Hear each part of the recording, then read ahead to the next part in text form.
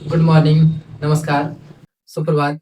आज स्टार्ट कर रहे हैं हम लोग क्लास 10th का एनसीईआरटी मैथ का फर्स्ट चैप्टर। तो आइए स्टार्ट करते हैं फर्स्ट चैप्टर।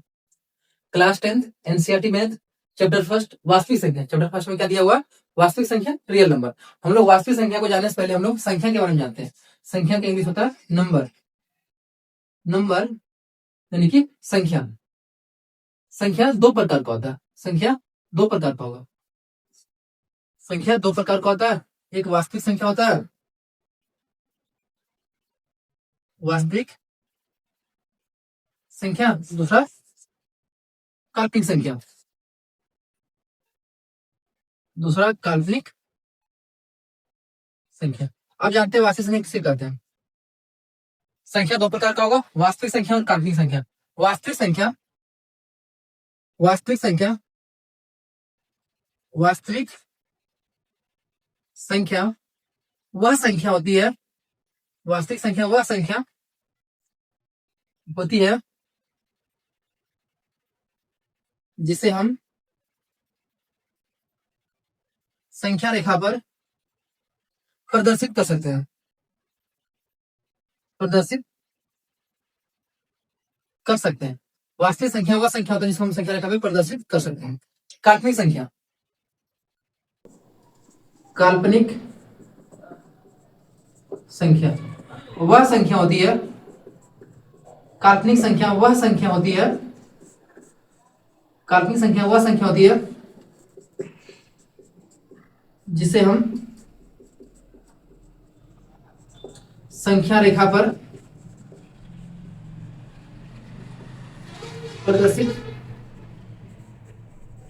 नहीं कर सकते हैं। नहीं कर सकते।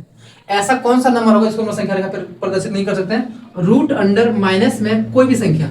रूट अंडर माइनस में कोई संख्या, रूट अंडर माइनस में कोई भी संख्या लिखा होगा उसको हम संख्या रेखा पर रिप्रेजेंट नहीं कर पाएंगे। संख्या दो प्रकार का होता है, वास्तविक संख्या और काल्पनिक संख्या। वास्तविक संख्या वह संख्या होती है जिसे हम संख्या रेखा पर प्रदर्शित कर सकते हैं। काल्पनिक संख्या वह संख्या होती है जिसे हम संख्या रेखा पर प्रदर्शित नहीं कर सकते। ऐसा कौन सा नंबर होगा जिसको हम संख्या रेखा पर रिप्रेजेंट नहीं कर पाएंगे, प्रदर्शित नहीं कर पाएंगे? रूट के अंडर माइनस कोई भी संख्या लिखा हो उसको हम लोग संख्या रेखा पर नहीं दिखा पाएंगे। इसके अलावा रूट अंडर माइनस में संख्या छोड़ के सारा संख्या कैसा संख्या होता है? वास्तविक संख्या। संख्या दो प्रकार का होता है, वास्तविक संख्या और काल्पनिक संख्या। वास्तविक संख्या, वास्तविक संख्या वह संख्या होती है जिसे हम संख्या रेखा पे प्रदर्शित कर सकते हैं, और काल्पनिक संख्या वह संख्या होती है जिसे हम संख्या रेखा पे प्रदर्शित नहीं कर सकते। ऐसा कौन सा नंबर है जिसे हम संख्या रेखा पे प्रदर्शित नहीं कर सकते? रूट अंडर माइनस में कोई भी संख्या लिखा हो, रूट अंडर माइनस में कोई भी संख्या लिखा हो उसको हम लोग संख्या रेखा पे प्रदर्शित नहीं कर सकते हैं। जैसे कि -√2, -√3, -√4 ये संख्या जो है संख्या रेखा पे रिप्रेजेंट नहीं कर पाएंगे। ये जो है क्लास 10 तक के सिलेबस में नहीं है, क्लास 10 का सिलेबस में नहीं है, तो इसके बारे में हम चर्चा नहीं करते हैं। अब आते हैं वास्तविक संख्या। वास्तविक संख्या दो प्रकार का होता है। वास्तविक संख्या दो प्रकार का होता है, परिमेय संख्या और अपरिमेय संख्या। वास्तविक संख्या दो प्रकार का, परिमेय संख्या, परिमेय संख्या और अपरिमेय संख्या। अपरिमेय संख्या। वास्तविक संख्या दो प्रकार का, परिमेय संख्या और अपरिमेय संख्या। परिमेय संख्या को हम लोग P/Q के रूप में लिख सकते हैं। P/Q के रूप में लिख सकते हैं। परिमेय संख्या को लोग P/Q के रूप में लिख सकते हैं, जहां Q0 इक्वल टू 0, यानी कि नीचे वाला मान 0 नहीं, Q0 इक्वल टू 0। तीसरा कंडीशन है P और Q पूर्णांक हो, P और Q पूर्णांक हो। चौथा कंडीशन है HCF of PQ equal to 1। कोई संख्या परिमेय संख्या उसे P/Q के रूप में लिख सकते हैं। Q0 इक्वल टू 0, यानी कि नीचे वाला मान 0 नहीं होना चाहिए, P और Q पूर्णांक हो और P और Q का HCF 1 हो। सिंपलेस्ट फॉर्म इसका होता है HCF 1 होता है। अपरिमेय संख्या, अपरिमेय संख्या को P/Q के रूप में नहीं लिख सकते हैं, नहीं लिख सकते। अपरिमेय संख्या को P/Q के रूप में नहीं लिख सकते हैं। Q0 इक्वल टू 0, यहाँ भी नीचे वाला मान 0 नहीं होता। वास्तविक संख्या दो प्रकार का होता है, परिमेय संख्या और अपरिमेय संख्या। परिमेय संख्या वह संख्या होती है जिसे हम लोग P/Q के रूप में लिख सकते हैं, अपरिमेय संख्या वह संख्या होती है जिसे हम लोग p बटे q के रूप में नहीं लिख सकते हैं। आइए जानते हैं ऐसा कौन सा संख्या है जिसे हम लोग p बटे q के रूप में नहीं लिख सकते हैं। पहला पाई, पाई को हम लोग p बटे q के रूप में नहीं लिख सकते हैं। पाई का मान 22/7, पाई का मान 22/7 परिमेय संख्या, जबकि पाई अपरिमेय संख्या। पाई का मान 22/7 इसका लगभग मान है, इसका एक्यूरेट मान नहीं है। उसके बाद रूट अंडर ऐसा कोई संख्या जिसका पूर्ण वर्गमूल नहीं निकलता, जैसे √2, √3, √5 और अशांत अनावर्ती दशमलव, अशांत अनावर्ती दशमलव, जैसे 0.15792346000274 इस प्रकार का कोई भी जिसका कोई पैटर्न नहीं बनता हो। तीसरा 0.2002 0002 402 इस प्रकार, ये सारा संख्या अपरिमेय संख्या है। इसके अलावा जितना भी संख्या है परिमेय संख्या। वास्तविक संख्या दो प्रकार का होता है, परिमेय संख्या और अपरिमेय संख्या। अपरिमेय संख्या पाई, रूट अंडर ऐसा कोई संख्या जिसका पूर्ण वर्गमूल नहीं निकलता हो और अशांत अनावर्ती दशमलव तीनों ही अपरिमेय संख्या है। इसके अलावा जितना भी संख्या सारा संख्या परिमेय संख्या है। परिमेय संख्या दो प्रकार का होगा, पूर्णांक और भिन्न। भिन्न तीन प्रकार का होता है, सम भिन्न, विषम भिन्न, एक और होता है मिश्र भिन्न। मिश्र भिन्न। भिन्न तीन प्रकार का होता है। सम भिन्न, ऐसा कोई भिन्न जिसका अंश का मान छोटा और हर का मान बड़ा, सम भिन्न कहलाता है। ऐसा कोई भिन्न जिसका अंश का मान बड़ा और हर का मान छोटा, विषम भिन्न कहलाता है। ऐसा कोई भिन्न जो पूर्णांक में हो, जैसे कि 3.1/2, ये मिश्र भिन्न कहलाता है। संख्या दो प्रकार का होता है, वास्तविक संख्या और काल्पनिक संख्या। वास्तविक संख्या वह संख्या होती है जिसे हम संख्या रेखा पे प्रदर्शित कर सकते हैं। काल्पनिक संख्या वह संख्या होती है जिसे हम संख्या रेखा पे प्रदर्शित नहीं कर सकते। ऐसा कौन सा नंबर है जिसे हम संख्या रेखा पे प्रदर्शित नहीं कर सकते? रूट अंडर माइनस में ऐसा कोई भी संख्या लिखा हो जो संख्या रेखा पे प्रदर्शित नहीं कर सकते, और ये क्लास 10 तक का सिलेबस में नहीं है। आगे देखते हैं वास्तविक संख्या। वास्तविक संख्या दो प्रकार का होता है, परिमेय संख्या और अपरिमेय संख्या। अपरिमेय संख्या पाई, रूट अंडर ऐसा कोई संख्या जिसको हम लोग पूर्ण वर्गमूल नहीं निकाल पाएंगे, और अशांत अनावर्ती दशमलव, तीनों ही अपरिमेय संख्या है। इसके अलावा सारा संख्या परिमेय संख्या। इसके अलावा जितना भी संख्या सारा संख्या कैसा है? परिमेय संख्या। परिमेय संख्या के दो पार्ट, पूर्णांक और भिन्न। परिमेय संख्या के दो पार्ट, पूर्णांक और भिन्न। भिन्न तीन प्रकार का होता है, सम भिन्न, विषम भिन्न और मिश्र भिन्न। सम भिन्न में अंश का मान छोटा और हर का मान बड़ा होता है। विषम भिन्न में अंश का मान बड़ा और हर का मान छोटा होता है। मिश्र भिन्न में पूर्णांक में लिखा जाए तो उसको मिश्र भिन्न बोलते हैं। अब देखते हैं पूर्णांक। पूर्णांक -∞ से +∞ के बीच का सभी पूर्ण संख्या पूर्णांक कहलाता है। पूर्णांक -∞ से +∞ के बीच का सभी संख्या पूर्णांक कहलाता है। पूर्णांक -∞ से +∞ के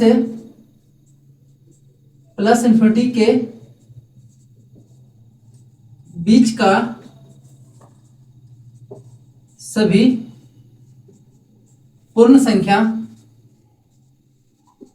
पूर्ण संख्या पूर्णांक कहलाती है। -∞ से +∞ के बीच के सभी संख्या पूर्णांक कहलाती है। पूर्णांक -∞ से +∞ के बीच के सभी पूर्ण संख्या पूर्णांक कहलाती है। जैसे माइनस में -2, -1, 0, 1, 2, 3, 4 एंड सो ऑन। प्राकृतिक संख्या का इंग्लिश होता है नेचुरल नंबर, इसलिए इसको n से रिप्रेजेंट किया था। गिनती की सभी संख्या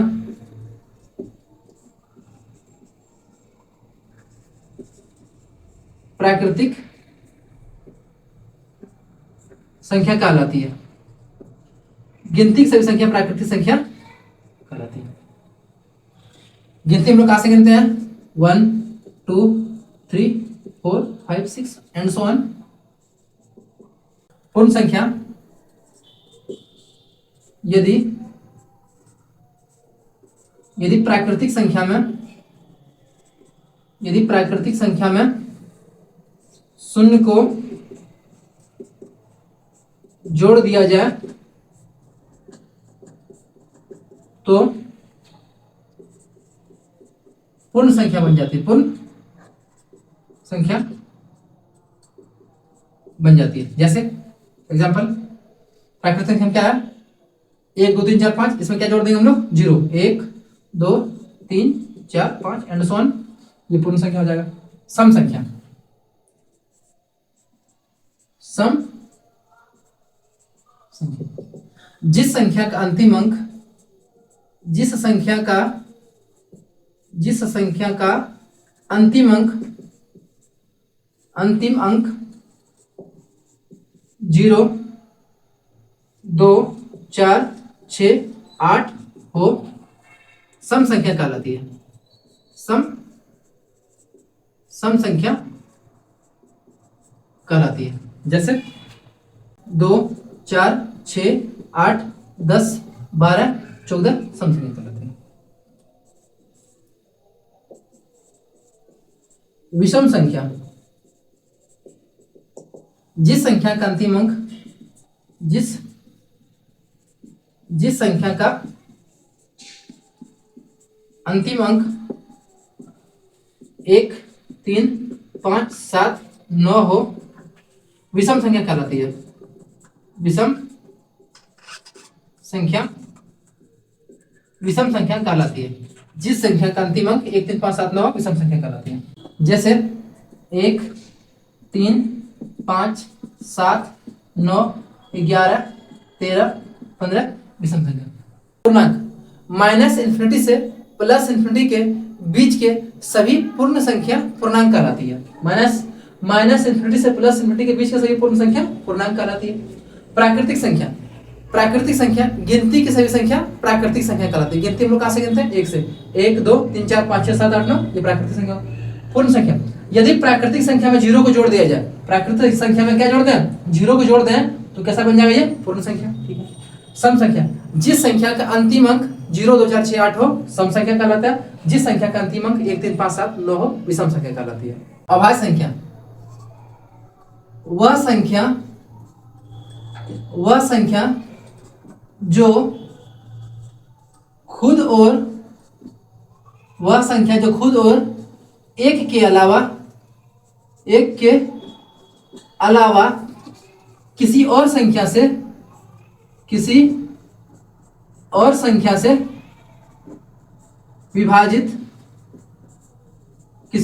से विभाजित नहीं होती है, अभाज्य संख्या कहलाती है। अभाज्य संख्या कहलाती है। अभाज्य संख्या, वह संख्या जो खुद और एक के अलावा किसी और संख्या से विभाजित नहीं होती है, अभाज्य संख्या कहलाती है। जैसे एग्जाम्पल, 2 3 5 7 11 13, ये सारा संख्या अभाज्य संख्या कहलाएगा। पूछेगा एक क्या संख्या? एक ना तो भाज्य संख्या ना ही अभाज्य संख्या। एक जो है, एक ना तो भाज्य संख्या है और ना ही अभाज्य संख्या। एक ना तो भाज्य संख्या ना तो अभाज्य संख्या। 1 से 50 तक 15 अभाज्य संख्या। 50 से 100 तक 10 अभाज्य संख्या। 1 से 100 तक 25 अभाज्य संख्या। सबसे छोटी अभाज्य संख्या या सम अभाज्य संख्या का आंसर क्या होगा? 2। सबसे छोटी भी अभाज्य संख्या 2 है और एकमात्र सम अभाज्य संख्या 2 है। सबसे छोटी अभाज्य संख्या 2 है और एकमात्र सम अभाज्य संख्या 2। भाज्य संख्या वह संख्या होती है,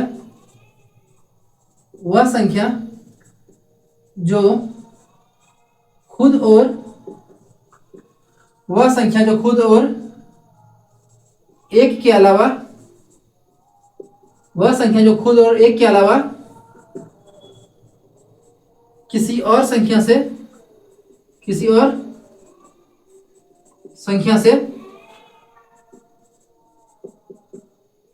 विभाजित होती है। वह संख्या जो खुद और एक के अलावा किसी और संख्या से विभाजित होती है भाज्य संख्या कहलाती है। जैसे 4 1 और 4 के अलावा 2 से भाग लग रहा। 6 जो है 1 और 6 के अलावा 2 और 3 से भाग लग रहा। 8 9 10 12 भाज्य संख्या वह संख्या होती है जो खुद और एक के अलावा किसी और संख्या से विभाजित होती है भाज्य संख्या कहलाती है। जैसे 4 जो है खुद और मतलब 4 और 1 को छोड़ के 2 से भाग लग रहा है। 6 जो है 1 और 6 को छोड़ के 2 और 3 से भाग लग रहा है। 8 जो है 1 और 8 के अलावा 2 से लग रहा है, 4 से लग रहा है। 9 जो है 1 और 9 के अलावा 3 से भाग लग रहा है। ये सारा संख्या भाज्य संख्या कहलाती है। सआभाज्य संख्या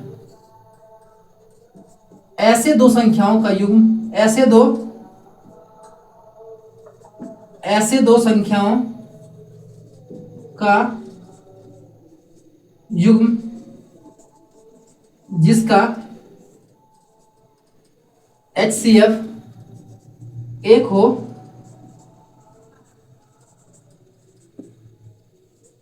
सआभाज्य संख्या कहलाती है। ऐसे दो संख्याओं का युग्म जिसका HCF 1 हो सआभाज्य संख्या। जैसे सपोज 8 और 15 का HCF कितना 1, तो ये दोनों संख्या सआभाज्य संख्या। ये दोनों संख्या का युग्म मतलब जोड़ा सआभाज्य संख्या कहलाएगा। सआभाज्य संख्या में जरूरी नहीं है कि दोनों संख्या अभाज्य हो, अभाज्य भी हो सकता है, अभाज्य नहीं भी हो सकता है, लेकिन वो दोनों का HCF कितना होना चाहिए 1 होना चाहिए। यूक्लिड विभाजन एल्गोरिथम को समझते हैं। यदि सपोज 7 को हम 2 से भाग लगाते हैं 3 बार में 6, शेषफल कितना आएगा। जिस संख्या से भाग लगाते हैं तो क्या बोलते हैं भाजक। जिस संख्या से भाग लगाते हैं क्या बोलते हैं भाजक। और जिस संख्या को भाग लगाते हैं तो क्या बोलते हैं भाज्य। जिस संख्या को भाग लगाते हैं क्या बोलते हैं भाज्य। और भाग देने पे जो आंसर निकालते हैं क्या बोलते हैं भागफल। और जो भाग देने के बाद शेष रह जाता है तो क्या बोलते हैं शेषफल या फिर शेष। तो यहां से फॉर्मूला निकल के आता है भाज्य बराबर भाजक गुना भागफल जोड़ शेष। भाज्य बराबर भाजक गुना भागफल जोड़ शेष। इस चीज को यूक्लिड में भाज्य को A से रिप्रेजेंट किया, भाजक को B से रिप्रेजेंट किया और भागफल को Q से रिप्रेजेंट किया और शेषफल को R से रिप्रेजेंट किया। तो यहां से यूक्लिड भाजक का फॉर्मूला बनता है A = BQ + R। एक और कंडीशन है R > 0 less than B। R का मान 0 के बराबर या बड़ा जबकि B से छोटा होगा। इसको समझते हैं। R का मान 0 के बराबर या बड़ा जबकि B से छोटा होता है।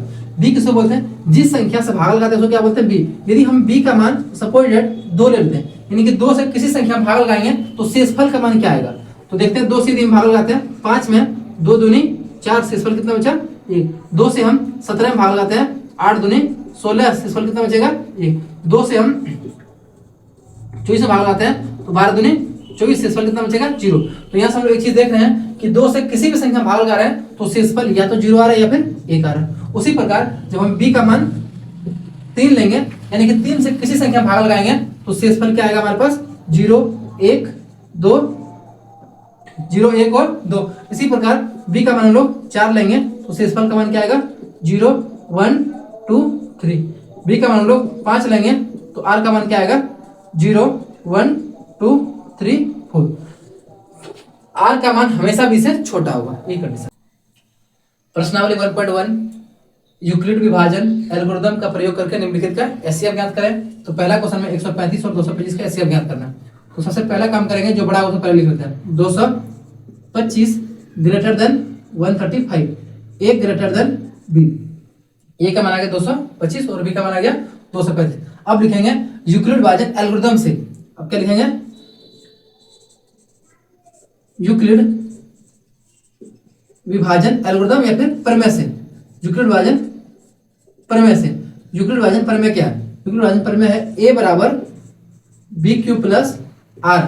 R > 0 less than B। अब A का मान क्या है 225, तो लिखते हैं 225 बी का मान कितना है 135 इंटू क्यू का मान। अब हम लोग उसको नॉर्मली भाग लगाते हैं। 135 से भाग लगाएंगे 225 में, कितना बार में, एक बार में 135, तो यहाँ कितना शेषफल आएगा 90। एक बार में जब भाग लगाए शेषफल कितना आया 90। फिर से भाग लगाते हैं, फिर से भाग लगाते हैं 135 को कितने बार में, एक बार में 90, शेषफल कितना आएगा 45।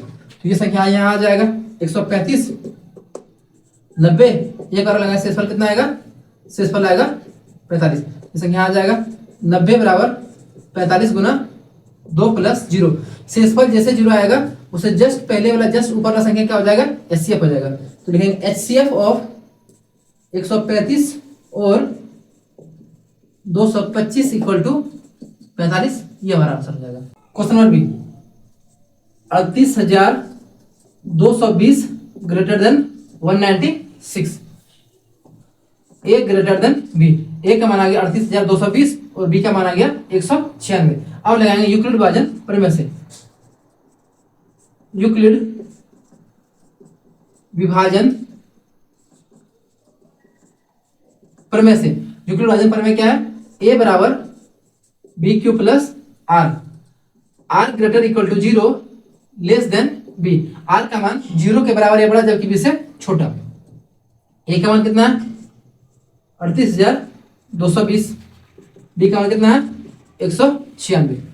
हम लोग 196 से भाग लगाएंगे किसमें 38,220 में, ये 195 बार में पूरा ही आ जाता है 38,220। जैसे 0 है जस्ट 0 से जस्ट पहले जिस संख्या से भाग लगाए वही एचसीएफ होता है। ये कितने बार लग जाएगा 195 बार में, शेषफल 0 आएगा। 0 से पहले जिस संख्या से भाग गए वही एचसीएफ होता है। तो लिखेंगे एचसीएफ ऑफ 38,220 और 196 बराबर एचसीएफ कितना आएगा 196। ये आंसर हो जाएगा। क्वेश्चन नंबर सी, 867 और 255 का एचसीएफ निकालना है। 867 बड़ा है 255 से, ए ग्रेटर देन बी। ए का मान आया 867 और बी का मान आया 255। अब लिखते हैं यूक्लिड विभाजन प्रमेय से। यूक्लिड विभाजन प्रमेय से। यूक्लिड विभाजन प्रमेय क्या है, ए बराबर B Q plus are, are greater equal to 0 less than B. ए का मान कितना है 867, बी का मान कितना है 255। अब हम लोग नॉर्मली इसको ऐसे निकालते हैं, 255 से भाग लगाते हैं 867 में, 3 बार में ये हो जाएगा 765। शेषफल कितना बचेगा 102। हम लोग 3 बार में लगाए हैं, कितना बार में लगाए 3 बार में, तो शेषफल बचा है 102।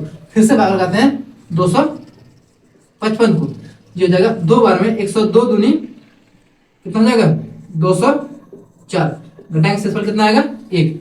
इसको लिख लेते हैं 255 को किससे भाग लगाए हैं 102 से, कितने बार लगाए हैं 2 बार में, शेषफल कितना बचा है 51। इसको यहाँ उठा लिख लेते हैं 102, 2 बार में आ जाएगा 102, 51 दूनी 102।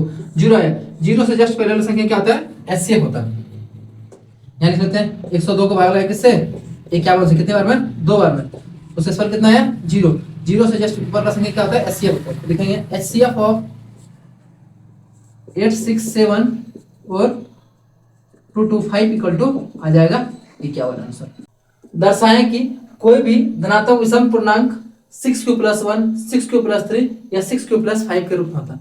क्वेश्चन नंबर 2 में लिखा हुआ है दर्शाएं कि कोई धनात्मक विषम पूर्णांक 6q + 1, 6q + 5 या 6q + 3 के रूप में होता है।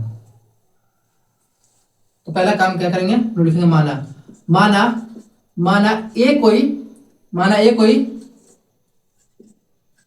धनात्मक विषम पूर्णांक है। माना ए कोई धनात्मक विषम पूर्णांक है जो 6 से पूर्णतः विभाजित है, जो 6 से पूर्णतः विभाजित है। अब 6 कहां से है, 6 जो है क्यू का कोएफिशिएंट को हम लोग बी बोलते हैं, बी के बदले क्या है 6, जो 6 से पूर्णतः विभाजित है, अर्थात बी बराबर 6। अब लगाएंगे यूक्लिड विभाजन प्रमेय से।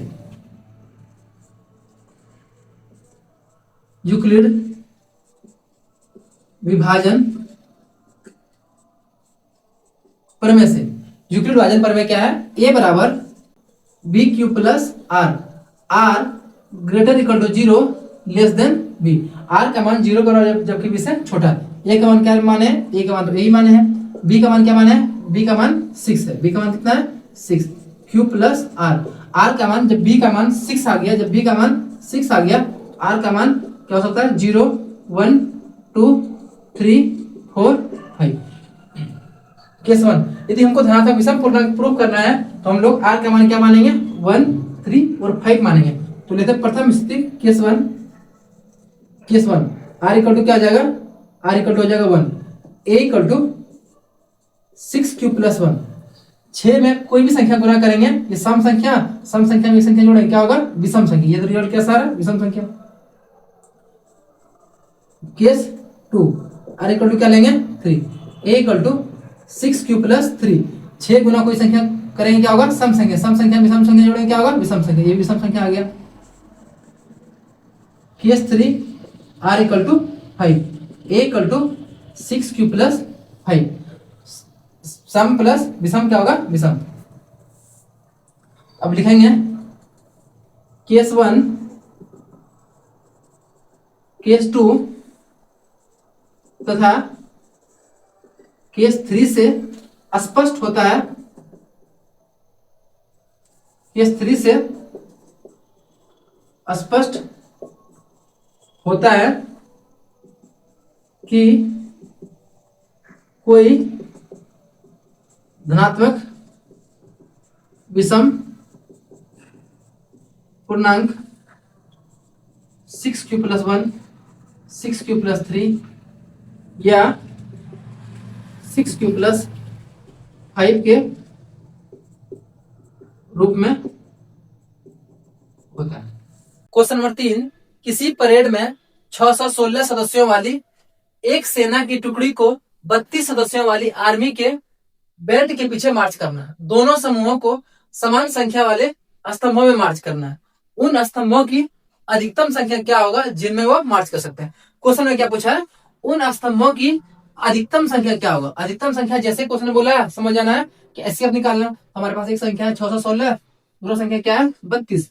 616 और 32 का अधिकतम संख्या निकालना है, तो हम लोग निकालते हैं यूक्लिड विभाजन प्रमेय से। सबसे पहला काम, 616 बड़ा है 32 से, ए ग्रेटर देन बी। ए का मान 616 और बी का मान 32। अब लगाएंगे यूक्लिड विभाजन प्रमेय से। यूक्लिड विभाजन प्रमेय से। यूक्लिड विभाजन प्रमेय क्या है? यूक्लिड विभाजन प्रमेय ए बराबर B Q plus are, are greater equal to 0 less than B. ए का मान कितना दिया हुआ? ए का मान दिया हुआ 616। बी का मान कितना दिया हुआ? बी का मान दिया हुआ 32। अब 616 को 32 से भाग लगा लेते हैं। 32 से भाग लगा किसको? 616 को। एक बार लगाएंगे कितना? 32। 61 में से 32 चला जाएगा, कितना बचेगा? 29 आ जाएगा 296। अब कितने बार लगाते हैं? 9 बार में। 9 दूनी 18 के 8, हाथ में कितना बचेगा? 1। 9 3 27 और 1 28, कितना बचेगा? एक बचा लेंगे, यहाँ बचेगा 8। अब जब हम 19 बार में लगाए हैं तो शेषफल कितना बचा है? 8। अब ये संख्या यहाँ आ जाएगा 32, ये यहाँ आ जाएगा 32 से कितना लगाए? 4 और 8 चौक 32, 0 आगे कट के। जैसे कट के 0 आएगा उससे जस्ट पहले जिस संख्या से भाग लगाए आते हैं वही क्या होता है? एचसीएफ। कितना बार लगाए हैं? 4 और शेषफल क्या है? 0। 0 से जस्ट ऊपर लो, फिर यहाँ जो होगा वही संख्या क्या होगा? एचसीएफ। एचसीएफ ऑफ 616 और 32, 616 और 32 बराबर कितना आ जाएगा? 8 आंसर। क्वेश्चन नंबर 4, यूक्लिड विभाजन परिमिका का प्रयोग करके दर्शाएं कि किसी धनात्मक पूर्णांक का वर्ग किसी पूर्णांक m के लिए 3m या 3m प्लस 1 के रूप का होता है। तो सबसे पहला काम लिखेंगे, माना a कोई धनात्मक पूर्णांक है। माना a कोई धनात्मक पूर्णांक है। माना a कोई धनात्मक पूर्णांक है जो 3 से पूर्णतः विभाजित है, जो 3 से विभाजित है। अर्थात अब 3 कहां से है, 3 यहां है। अर्थात अर्थात b बराबर 3। अब लगाएंगे यूक्लिड विभाजन प्रमेय से। यूक्लिड विभाजन प्रमेय से। यूक्लिड विभाजन प्रमेय क्या है, a बराबर B Q plus are, are greater equal to 0 less than B. ए का मान ए होगा, बी का मान क्या है, बी का मान 3 क्यू प्लस आर। अब आर का मान, यदि बी का मान हमारे पास 3 है, आर इक्वल टू क्या हो सकता है, 0 1 2। Case one r equal to क्या ले लेंगे हम लोग, 0। केस वन आर का मान क्या ले लेंगे हम लोग, 0। ए इक्वल टू होगा 3 क्यू प्लस आर के बाद क्या रखेंगे, 0। ए इक्वल टू 3 क्यू। अब क्वेश्चन में पूछा है वर्ग करने पर किसी पूर्णांक धनात्मक पूर्णांक का वर्ग, तो वर्ग हम लोग करते हैं, तो दोनों तरफ वर्ग करने पर लिखेंगे, दोनों तरफ वर्ग करने पर, यदि दोनों तरफ वर्ग करते हैं क्या हो जाएगा, ए स्क्वायर बराबर 3 का स्क्वायर 9 क्यू का square q square. A square equal to क्या हम लोग लिख सकते हैं, 3 into 3 q square. A square equal to क्या होगा, 3 एम लिखेंगे, जहां 3 क्यू स्क्वायर इक्वल टू क्या मान लिया हम लोग, m. Case 2 r equal to क्या लेंगे, इस बार आर का मान 1 लेंगे। पहली बार आर का मान 0 लिया था, इस बार आर का मान क्या लेंगे, 1। अब रखेंगे ए इक्वल टू क्या हो जाएगा, a equal to 3 q, a equal to 3 q plus 1। फिर से दोनों तरफ वर्क करने पर वर्क पूछा है, देखेंगे दोनों तरफ वर्क करने पर वर्क करते हैं, ये हो जाएगा a square equal to 3 q plus 1 का होल स्क्वायर। हो जाएगा a square, a plus b का होल स्क्वायर टूट जाएगा, 3 का स्क्वायर 9 क्यू का square q square plus 2 into a का मान 3 क्यू इंटू बी का मान 1 प्लस बी का स्क्वायर 1 हो जाएगा। A square equal to 9 q square गुना करेंगे प्लस 6 क्यू प्लस 1। ये हो जाएगा ए स्क्वायर इक्वल टू, यहां से हम लोग 3 को मिल लेंगे, ये हो जाएगा 3 q square plus 2 q plus 1। A square equal to 3, इस टर्म को हम क्या मान लेंगे, एम प्लस 1 लिखेंगे। अब जहां 3 q square plus 2 q equal to क्या यूज कर लिया हम लोग, एम। अब लिखेंगे केस 1 और केस 2 से स्पष्ट होता है, कि किसी धनात्मक पूर्णांक का वर्ग 3m या 3m प्लस 1 के रूप में होता है। क्वेश्चन नंबर 5, यूक्लिड विभाजन परिमिका का प्रयोग करके दर्शाएं कि किसी धनात्मक पूर्णांक का घन 9m 9m प्लस 1 या 9m प्लस 8 के रूप का होता है। तो सबसे पहला काम क्या करेंगे हम लोग, सॉल्यूशन। माना ए कोई धनात्मक पूर्णांक है, माना ए कोई धनात्मक पूर्णांक है जो 9 से पूर्णतः विभाजित है। लेकिन 9 हम लोग नहीं लेंगे, यदि 9 लेंगे तो कैलकुलेशन बहुत कॉम्प्लेक्स हो जाएगा, इसलिए लिखेंगे जो 3 से पूर्णतः विभाजित है। अर्थात b बराबर 3। अब लिखेंगे यूक्लिड विभाजन प्रमेय से, यूक्लिड विभाजन प्रमेय से। यूक्लिड विभाजन प्रमेय क्या है, a बराबर B Q plus are, are greater equal to 0 less than b। A का मान क्या है, ए का मान तो यही माने है, बी का मान क्या है, बी का मान है 3 क्यू प्लस आर। अब आर बी का मान 3 है, तो आर का मान क्या हो सकता है, 0 1 2। केस 1 प्रथम स्थिति आर इक्वल टू क्या लेंगे हम लोग 0, ए इक्वल टू हो जाएगा 3q plus 0, A equal to क्या होगा 3q। अब क्वेश्चन में बोला का धनात्मक पूर्णांक का घन धन लोग करते हैं तो लिखेंगे दोनों तरफ घन करने पर, दोनों तरफ घन करने पर, घन करने पर ए का क्यू क्या होगा ए क्यू, 3 का क्यू 27 क्यू पे पावर 3, ये हो जाएगा ए क्यू इक्वल टू, इसको हम लिख सकते हैं 9 इंटू 3 क्यू पे power 3, a Q equal to क्या होगा 9, इस टर्म को हम लोग m मान लेंगे तो ये हो जाएगा 9m। अब लिखेंगे जहां 3 क्यू पे power 3 equal to m। Case 2 r equal to क्या लेंगे आर इक्वल टू 1 लेंगे, पहली बार केस 1 में आर का मान 0 लिया है, केस 2 में आर का मान 1 लेंगे, ये हो जाएगा इसे मान रखेंगे a equal to 3q plus 1, दोनों तरफ घन करने पर, दोनों तरफ घन करते हैं, दोनों तरफ घन करने पर, दोनों तरफ घन करने पर ए क्यू बराबर 3q प्लस 1 का होल क्यूब। अब ये जो है ए प्लस बी का होल क्यूब में टूटेगा, ए प्लस बी का होल क्यूब फॉर्मूला क्या होता है, ए प्लस बी का होल क्यूब फॉर्मूला होता है a cube plus b Q plus 3a square b plus 3a b square. अब इसको तोड़ते हैं, ए क्यू बराबर क्या होगा ए क्यू बराबर हो जाएगा, इसको तोड़ेंगे ए प्लस बी के होल क्यूब में ए क्यू, ए के बदले क्या लिखा हुआ 3q, तो 3 का क्यू कितना होगा 27 क्यू पे पावर 3, बी के बदले क्या लिखा हुआ बी के बदले लिखा हुआ 1 का क्यू 1 प्लस 3 इंटू ए का स्क्वायर, ए का स्क्वायर है तो लिखेंगे ए के बदले क्या लिखा हुआ 3 क्यू का square into b plus 3 into a के बदले क्या लिखेंगे 3q इंटू बी का स्क्वायर, ये हो जाएगा ए क्यू इक्वल टू, थोड़ा सिंप्लीफाई कर लेते हैं, इसका मान कितना हो जाएगा 27 क्यू पे पावर 3 प्लस 1 प्लस इसको गुना करते हैं, 3 का स्क्वायर 9 9 तिया 27 क्यू स्क्वायर, इसको गुना करते हैं 3 तिया 9 Q,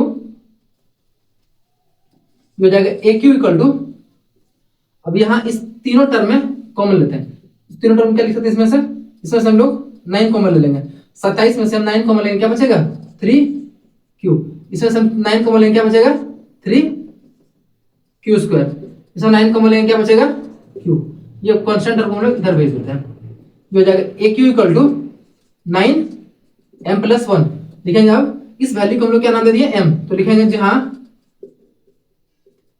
m equal to 3q प्लस 2q square plus q। Case 3 r equal to 2, ये हो जाएगा a equal to 3q plus 2, अब लिखेंगे दोनों तरफ घन करने पर, घन करने पर ए क्यू बराबर 3q प्लस 2 का होल क्यूब। अब ये a प्लस बी का होल क्यूब टूट जाएगा, a के बदले क्या है 3q और b के बदले क्या 2, तो ये हो जाएगा ए क्यू बराबर 3 का क्यू करेंगे कितना होगा 27 क्यू पे पावर 3 प्लस बी का क्यू करेंगे कितना होगा 8, 3 a स्क्वायर 3 का स्क्वायर 9 क्यू का स्क्वायर क्यू स्क्वायर, बी का मान कितना है 2 प्लस 3 a का मान कितना है 3q इंटू बी स्क्वायर, ये हो जाएगा ए क्यू इक्वल टू क्या हो जाएगा 27 क्यू पे पावर 3, इस 8 को हम लोग सबसे लास्ट में लिख लेंगे, इसको गुना करते हैं 9 तिया 27 दूनी 54 हो जाएगा, 9 तिया 27 दूनी 54 क्यू स्क्वायर प्लस 3 तिया 9 9 चौक 36 क्यू प्लस 8, इसको लिखेंगे ए क्यू इक्वल टू, यहां से यहां तक हम लोग 9 कॉमन लेंगे, यदि हम 9 कॉमन लेते हैं यहाँ क्या बचेगा 3 क्यू पावर 3 प्लस 9 कॉमन लेंगे कितना बचेगा 6 क्यू स्क्वायर, 9 कॉमन लेंगे कितना बचेगा 4 क्यू प्लस 8। अब लिखेंगे a Q equal to 9m plus 8, लिखेंगे जहां 3 q power 3 plus 6 q square plus 4 q equal to m, ये हो जाएगा समीकरण 1, ये हो जाएगा समीकरण 2 और ये हो जाएगा समीकरण 3। समीकरण 1 2 3, अब लिखेंगे समीकरण 1 2 तथा 3 से, समीकरण 1 2 तथा 3 से स्पष्ट है कि किसी धनात्मक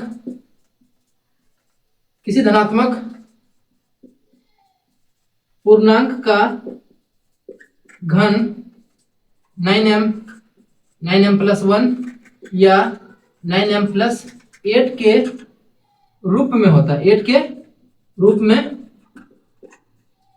होता है। Thank you. पहला एक्सरसाइज खत्म हो गया, प्रश्नावली 1.1 खत्म हो गया। प्रश्नावली 1.2 स्टार्ट करते हैं। निम्नलिखित संख्याओं को अभाज्य गुणनखंडों के रूप में व्यक्त कीजिए। संख्या लिखा हुआ है सबको, जो अभाज्य गुणनखंड निकालना। पहला संख्या हमारे पास 140, तो 140 का एलसीएम निकालते हैं। 140 का एलसीएम कितना लगाते हैं? 2 से। कितने बार में? 7 दूनी 140, 2 से लगाएंगे 35, 5 से लगाएंगे 7।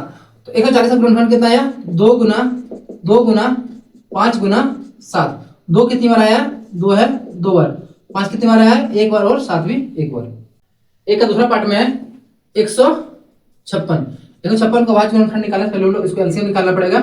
156 2 से लगाएंगे, 7 दूनी चौक दे, 7 दूनी चौक दे, 15 चौक दे चला गया, कितना बचा? 1, 1 पर 6 16, 8 बार में 2 से लगाते हैं, 2 तिया 6, 7 में 6 चला गया, कितना बचा? 1, 1 पर 8 18 9, 3 से लगेगा 13 बार में। दूसरा गुणनखंड का आया 2 गुना 3 गुना 13। 2 कितनी बार आया? 2 आया 2 बार। 3 कितनी बार आया? 1 बार, और 13 भी आया 1 बार। 3825 3825 का हम लोग एलसीएम निकालते हैं। अंतिम में 5 है, इसलिए 5 से भाग लगाएंगे। 5 7 35, 38 में से 35 चला गया, कितना बचा? 3, 3 पर 2 32, 5 6 30, बचा 2, 2 पर 5 25, 5 25। फिर से लगाते हैं इसको 5 से, 5 एकम 5, 7 में से 5 चला गया, बचा 2, 2 पर 6 26, 5 25, बचा 1, 1 पर 5 15, 3 बार में। 3 से लगाते हैं, 5 एकम 5, फिर से 3 से लगाते हैं, 7 तिया 51। तो इसका गुणनखंड क्या आया? 5 गुना 3 गुना 17। इसको लिखते हैं। 5 आया कितने बार? 2 बार, 3 आया 2 बार, और 17 आया 1 बार। 5005 5005 का गुणनखंड करने के लिए 5005 का एलसीएम निकालना पड़ेगा। 5 से लगाए, एक बार में 0 0 1। अब जब लगना बंद हो जाएगा तो हम लोग प्राइम नंबर से लगाना स्टार्ट करते हैं। 7 से लगाएंगे, एक बार में 7 एकम 7, 10 में से 7 चला, कितना बचा? 3, 3 पर 0 30, 7 चौक 28, कितना बचा? 2, 2 पर 1 21, 3 7 21। अब इसको किससे लगाएंगे? 11 से लगाते हैं। 11 से लगाएंगे, 11 एकम 11, 14 में से 11 चला, कितना बचा? 3, 3 पर 3 33, 1 दिया 33। तो इसका गुणनखंड आया हमारे पास 5 गुना 7 गुना 11 गुना 13। लास्ट है 7429। 7429 का गुणनखंड निकालने के लिए 7429 का एलसीएम निकालना पड़ेगा। इसको लगाते हैं, 17 से लगाते हैं, 437 आता है, फिर 19 से लगाएंगे 23। तो इसका गुणनखंड क्या आया? 17 गुना 19 गुना 23। क्वेश्चन नंबर 2, पूर्णांकों के निम्नलिखित युग्मों के एचसीएफ तथा एलसीएम ज्ञात कीजिए तथा इसकी जांच कीजिए कि दो संख्याओं का गुणनफल बराबर एचसीएफ गुना एलसीएम है। 26 और 91, तो 26 और 91 का गुणनखंड करेंगे। 26 का गुणनखंड करने के लिए 26 का एलसीएम निकालना पड़ेगा। 2 से लगाएंगे 13 बार में, उसका गुणनखंड आएगा 2 गुना 13। 91 का इसी प्रकार गुणनखंड करेंगे, ये होगा 7 से 13 बार में, उसका गुणनखंड आएगा 7 गुना 13। तो सबसे पहले एचसीएफ निकालते हैं। देखिए एचसीएफ ऑफ 26 और 91 इक्वल टू क्या हो जाएगा? 26 और 91 इक्वल टू क्या होगा? एचसीएफ मतलब दोनों में जो हाईएस्ट कॉमन है, तो क्या कॉमन है? ऐसा संख्या जो दोनों में अवेलेबल है, क्या है? 13। एचसीएफ कितना आ जाएगा? 13। अब निकालते हैं एलसीएम। एलसीएम ऑफ 26 और 91 बराबर क्या आ जाएगा? 2 यहाँ कितनी बार आया? 2 यहाँ आया एक बार। 2 यहाँ कितनी बार है? 0 बार, एक ही बार नहीं है। तो जो सबसे ज्यादा बार आया है, सबसे ज्यादा बार है एक बार, यहाँ एक ही बार नहीं। आ जाते हैं 13। 13 यहाँ कितने बार है? एक बार। 13 यहाँ भी एक बार है, तो दोनों में से कोई भी एक सिलेक्ट कर लेंगे। 7 यहाँ एक बार है, 7 यहाँ 0 बार है, इसको भी एक सिलेक्ट कर लेते हैं, ये हो जाएगा 7। तो गुना करते हैं, 63 91 दूनी 182। जांच बराबर फॉर्मूला होता है एलसीएम गुना एचसीएफ बराबर दो संख्याओं का गुणनफल। दो संख्याओं का गुणनफल। एलसीएम का मान कितना निकाला है? एलसीएम का मान निकाले 182। एचसीएफ का मान कितना निकाले? एचसीएफ का मान निकाले 13। दो संख्या दिया हुआ 26 और 91, गुना करते हैं। 13 दूनी 26 के 6, हाथ में कितना बचा 2, 13 8 104, 104 और 2 106, हाथ में कितना बचेगा 10, 13 कम 13 और 10 23। राइट साइड भी गुना करेंगे तो इधर भी कितना आएगा 2366 और हमारा वेरीफाई हो गया। क्वेश्चन नंबर 2, 510 और 92। तो पहले 510 का हम लोग गुणनखंड करते हैं, 510 का गुणनखंड करते हैं, 2 से लगाए 2 दूनी 4, 5 में 4 चला कितना बचा 1, 1 पर 1 11, 5 दूनी 10 बचा 1, 1 पर 0 10, फिर से 2 से 5 बार में। अब लगाएंगे 5 से, फिर लगेगा 3 से 17 बार में। तो इसका गुणनखंड क्या आया 2 गुना 3 गुना 5 गुना 17। एक और संख्या 92, 92 कैल्शियम लेते हैं, 92 2 से लगाते हैं 46 बार में, 2 से लगाएंगे 23 बार में। इसका गुणनखंड क्या आया, इसका गुणनखंड आया 2 गुना 23।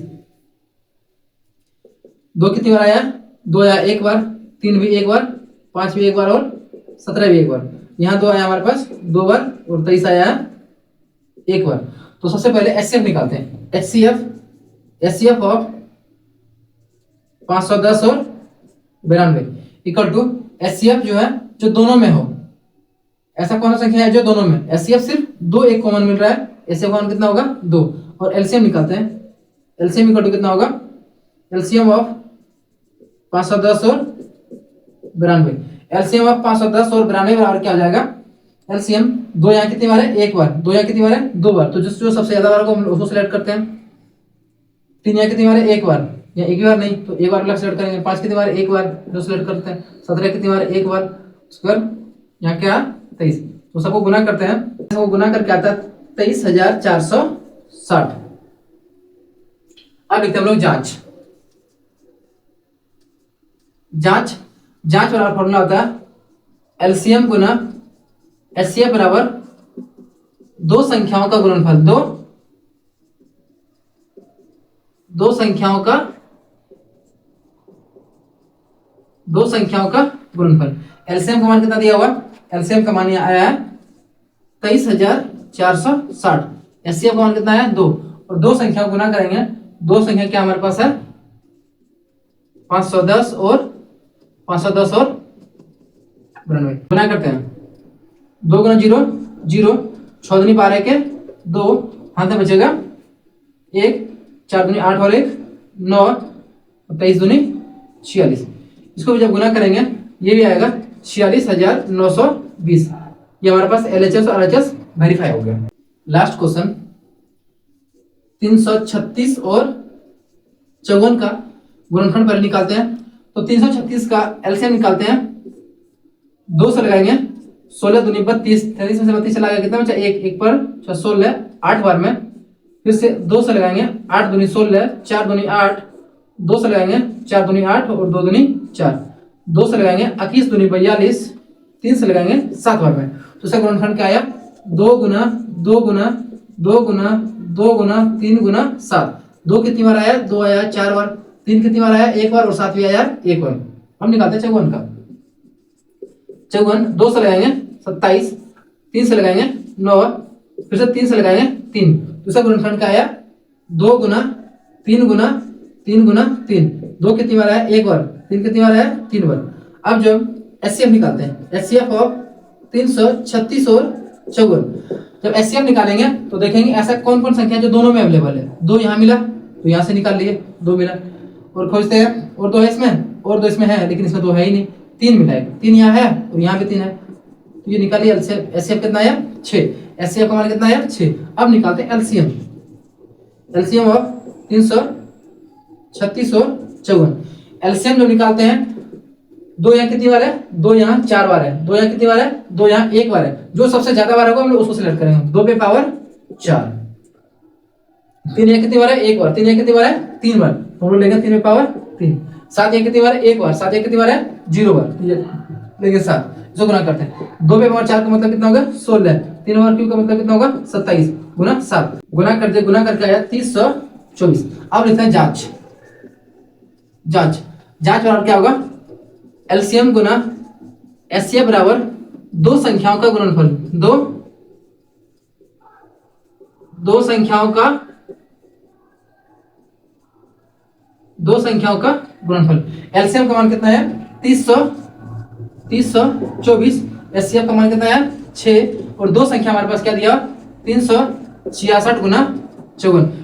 6 चौक 24 के 4 हाथ बचेगा 2, 6 दूनी 12 और हाथ 2 बचा हुआ 14, 14 के 4 हाथ बचा 1, 6 गुना 0 0 0 में जोड़ेंगे 1, 6 18। राइट साइड ला गुना करेंगे, यहाँ भी 18,144। ये वेरीफाई हो गया हमारा। क्वेश्चन नंबर 3, अभाज्य गुणनखंड विधि द्वारा निम्नलिखित पूर्णांकों के एचसीएफ और एलसीएम ज्ञात करें। क्वेश्चन नंबर 3 में लिखा हुआ है अभाज्य गुणनखंड विधि द्वारा निम्नलिखित पूर्णांकों के एलसीएम और एचसीएफ ज्ञात करें। आइए ज्ञात करते हैं। क्वेश्चन नंबर 3 का पहला पार्ट में लिखा हुआ 12, तो 12 का अभाज्य गुणनखंड ज्ञात करते हैं। अभाज्य गुणनखंड ज्ञात करने के लिए हम लोग एलसीएम लेते हैं, 2 से लगाएंगे कितनी बार में 6 बार में, 2 से लगाएंगे 3 बार में। तो 12 गुणनखंड क्या है 2 गुना 3, 2 कितनी बार आया 2 आया है 2 बार, 3 कितनी बार आया 1 बार। आगे निकालते हैं 15 गुणनखंड करेंगे, 15 गुणनखंड करेंगे क्या आएगा 3 गुना 5, दोनों ही एक बार आया है, ठीक है। उसका क्या है 21 से गुणनखंड करेंगे 3 गुना 7। अब एचसीएफ निकालते हैं। एचसीएफ ऑफ 12, 15 और 21 बराबर क्या होगा। जब एचसीएफ निकालेंगे तो तीनों में से जो कौन कौन संख्या है 3 यहाँ भी मिल गया, 3 यहाँ भी है, 3 यहाँ भी, तीनों में से 3 कॉमन है। हाईएस्ट कॉमन क्या मिला आपको 3, उसका 2 यहाँ है, ये दोनों के पास नहीं है, 5 यहाँ है तो ये दोनों के पास नहीं है, ये जो है एचसीएफ निकल जाएगा। अब एलसीएम निकालेंगे। एलसीएम ऑफ 12, 15, 21 बराबर क्या होगा एलसीएम। जब एलसीएम निकालते हैं तो सभी संख्या सेलेक्ट करेंगे। 2 यहाँ कितनी बार है 2 है 2 बार, या 2 एक ही बार नहीं है तो जो ज्यादा बार होगा वही सिलेक्ट करेंगे। 2 है 2 बार, 3 यहाँ कितनी बार है 1 बार, यहाँ भी 3 1 बार, यहाँ भी 3 1 बार, कोई भी एक सिलेक्ट कर लेते हैं, सारा संख्या बराबर ही है।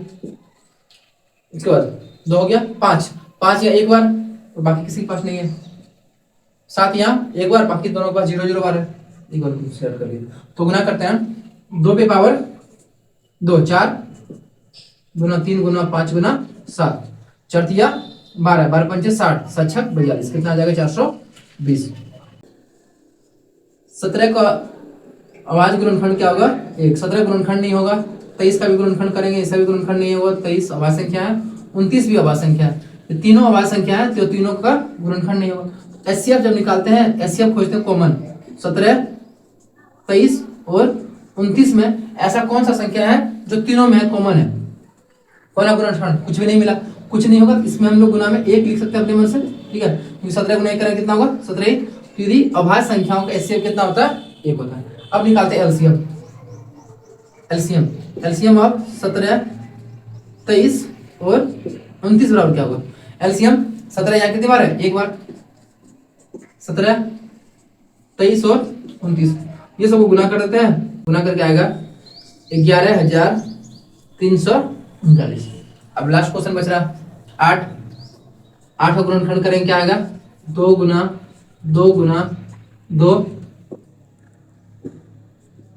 2 पे पावर 3। 9 का गुणनखंड करेंगे, 9 का गुणनखंड करेंगे क्या आएगा 3 गुना 3 पे पावर 2। और 25 का गुणनखंड करेंगे 5 गुना 5 कितनी बार आया 2।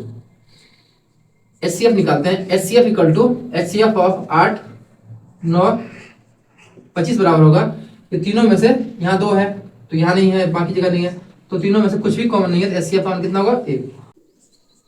एलसीएम ऑफ 8, 9, 25 बराबर। एलसीएम जब खोजते हैं देखते हैं जो संख्या ज्यादा बार है, 2 सबसे ज्यादा कितना बार है 3 बार, 5 कितनी बार 3 कितनी बार है 3 है 2 बार और 5 है 2 बार, तो 2 पे पावर 3 का मान कितना होगा 8, 3 पे पावर 3 का मान कितना होगा 9 और इसका मान होगा 25। 25 8 200, 2 नमा 1800, इसका आंसर हो जाएगा। क्वेश्चन नंबर 4, एचसीएफ 306 और 657 का 9 दिया गया है, एलसीएम 306 और 657 का ज्ञात करना है। इस क्वेश्चन में हम लोग को दो संख्याओं का एचसीएफ देकर रखा है और उसका एलसीएम ज्ञात करना है। हम लोग जानते हैं एलसीएम गुना एचसीएफ का क्या फॉर्मूला होता है, एलसीएम गुना एचसीएफ, एलसीएम गुना एचसीएफ और फॉर्मूला होता है दो संख्याओं का गुणनफल, दो संख्याओं का गुणनफल, दो संख्याओं का गुणनफल। एलसीएम गुना एचसीएफ बराबर क्या होता है? दो संख्याओं का गुणनफल। एलसीएम का मान हम लोग को निकालना है और एचसीएफ मान कितना दिया गया? 9 बराबर दो संख्या क्या दिया हुआ? 306 और 657। ये 9 इधर गुना में हो जाएगा तो भाग में, तो एलसीएम बराबर हो जाएगा 306 गुना 657 बटे 9। 9 से भाग लगाते हैं, 9 से लगाते हैं 9 तिया 27, 30 में से 27 चला के कितना बचा? 3, 3 पर 6 36, 9 चौ 36, ये दोनों गुना करते हैं 34 गुना 657, इसका आएगा 22 33 8। क्वेश्चन नंबर 5, जांच कीजिए कि क्या किसी प्राकृतिक संख्या n के लिए संख्या 6 पे पावर n अंक 0 पे समाप्त हो सकती है? क्वेश्चन नंबर 5 में लिखा हुआ है जांच कीजिए कि क्या कोई प्राकृतिक संख्या n के लिए संख्या 6 पे पावर n अंक 0 पे समाप्त हो सकती है। हम जानते हैं जिस संख्या के अंत में 0, जैसे सपोज दैट 20 के अंत में 0, तो 20 का गुणनखंड करेंगे, 20 का गुणनखंड किए तो 2 से लगाएंगे 10 बार में, 2 से लगाएंगे 5 बार में, 20 का गुणनखंड के क्या है? 2 गुना 5। 20 के अंत में 0 है तो 2 और 5 का एक जोड़ा सेट होगा। और कोई संख्या उठा लेते हैं, जैसे उठा लिए 140, 140 का गुणनखंड करेंगे, 140 का गुणनखंड किए 2 से लगाएंगे 70, 2 से लगाएंगे 35, 5 से लगाएंगे 7, इसका गुणनखंड किए 2 गुना 5 गुना 7। इसमें भी हमारे पास एक 0 था, अंतिम में एक जोड़ा 2 और 5 का मिल गया। और कोई संख्या उठा लेते हैं, जैसे उठा लेते हैं 1200, तो 1200 गुणनखंड करते हैं, 1200 का गुणनखंड कर रहे हैं तो 2 से लगा रहे हैं 600, फिर से 2 से लगाएंगे 300, 2 से लगाएंगे 150, 2 से लगाएंगे 75, 5 से लगाते हैं 15, 3 से लगाए 5, इसका गुणनखंड किए तो 2 कितनी बार आया? 1 2 3 4 5, 2 कितनी बार आया? 4 बार आ गया, 2 गुना 2 गुना 5 गुना 5 गुना 3, ये गुणनखंड है। इसमें हम लोग देख रहे हैं कि 2 0 अंतिम है, 2 और 5 का 2 जोड़ा सेट हुआ, 2 और 5 का 2 जोड़ा सेट हुआ, तो अंत में जितना अंक 0 है उतना 0। तो यहाँ से हम लोग एक चीज बोल सकते हैं, किसी संख्या का अंतिम अंक 0 होने के लिए 2 और 5 का गुणनखंड कंपल्सरी है। यदि किसी संख्या का अंतिम अंक 0 है तो 2 और 5 का फैक्टर तो होगा ही, 2 और 5 का गुणनखंड होगा ही। यदि किसी संख्या का अंतिम अंक 0 है तो 2 और 5 का गुणनखंड होना कंपल्सरी है। यदि 2 और 5 का गुणनखंड नहीं है तो वो संख्या अंत में 0 पे समाप्त नहीं हो सकता है। सॉल्यूशन, 6 पे पावर n का अभाज्य गुणनखंड, 6 पे पावर n का अभाज्य गुणनखंड बराबर 2 इंटू 3 पे पावर n। अब लिखेंगे हम जानते हैं कि किसी संख्या का अंतिम अंक शून्य होने के लिए 2 और 5 का अभाज्य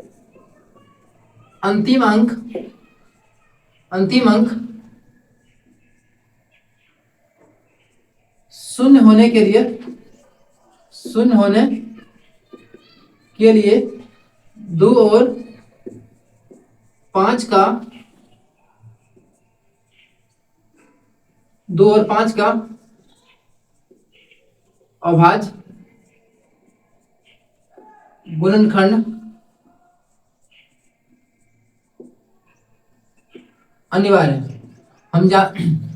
हम जानते हैं कि किसी संख्या का अंतिम अंक शून्य होने के लिए 2 और 5 का अभाज्य गुणनखंड अनिवार्य है। अब लिखेंगे चूंकि 6 पे पावर n का अभाज्य गुणनखंड में 5 का गुणनखंड नहीं है। चूंकि 6 पे पावर n का अभाज्य गुणनखंड में 5 का गुणनखंड नहीं है, इसीलिए 6 पे पावर n का अंतिम अंक शून्य पर समाप्त नहीं होगा। 6 पे पावर n का अभाज्य गुणनखंड बराबर 2 गुना 3 पे पावर n। 6 को गुणनखंड करेंगे क्या होगा? 2 गुना 3। अब लिखेंगे हम जानते हैं कि किसी संख्या का अंतिम अंक शून्य होने के लिए 2 और 5 का गुणनखंड होना अनिवार्य है। हम जानते हैं किसी संख्या का अंतिम अंक 0 होने के लिए 2 और 5 का गुणनखंड अनिवार्य है। अब लिखेंगे चूंकि 6 पे पावर n का अभाज्य गुणनखंड में 5 का गुणनखंड नहीं है, 2 का गुणनखंड तो है लेकिन 5 का गुणनखंड नहीं है, इसीलिए 6 पे पावर n का अंतिम अंक 0 पे समाप्त नहीं होगा। क्वेश्चन नंबर 6, व्याख्या कीजिए कि 7 गुना 11 गुना 13 प्लस 13 और ये संख्या भाज्य संख्या। क्वेश्चन नंबर 6 में बोला है ये दो संख्या दिया गया, दोनों संख्या भाज्य संख्या, इसका व्याख्या करना। सॉल्यूशन 7 गुना 11 गुना 13 प्लस 13, 13 दोनों से कॉमन लेते हैं, 7 गुना 11 प्लस 1 लिखेंगे। चूंकि 7 गुना 11 गुना 13 प्लस 13 में 1 के अलावा 13 का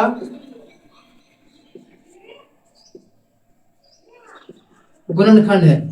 चूंकि इस संख्या में 1 के अलावा 13 का गुणनखंड है, इसीलिए 7 गुना 11 गुना 13 प्लस 13 भाज्य संख्या है।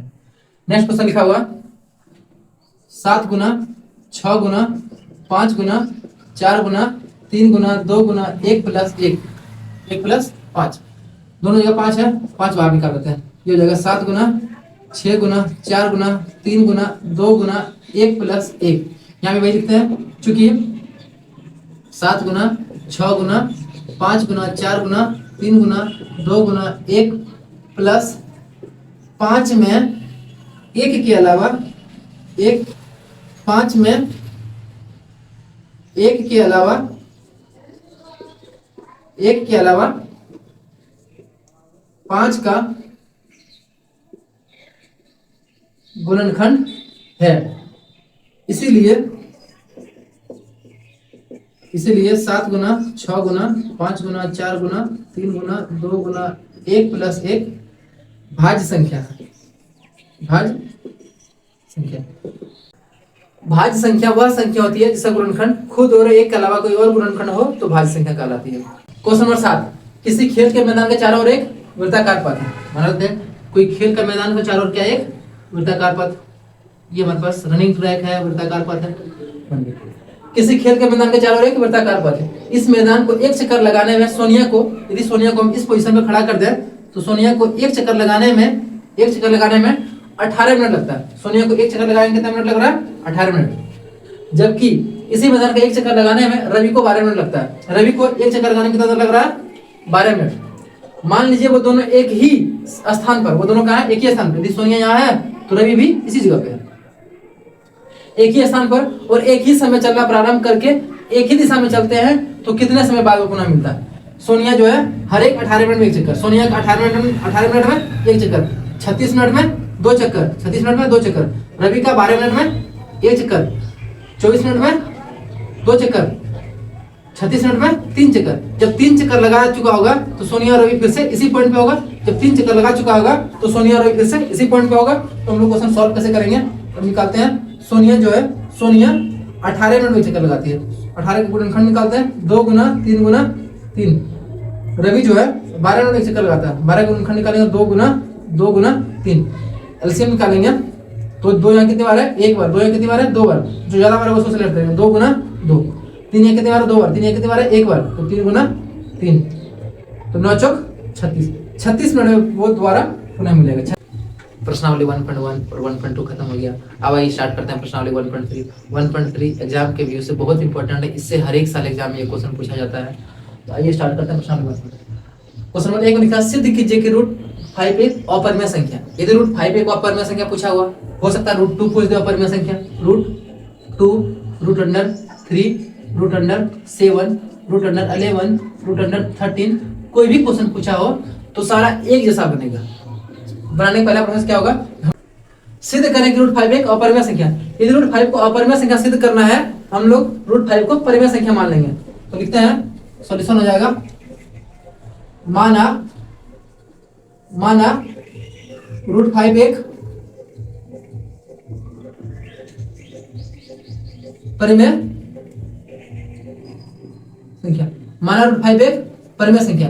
यदि रूट 5 एक परिमेय संख्या है तो रूट 5 इक्वल टू हम लोग P/Q अर्थात A/B के रूप में लिख सकते हैं, जहां बी नॉट इक्वल टू 0, नीचे वाला मान 0 नहीं होना चाहिए। और HCF of AB equal to कितना होना चाहिए 1।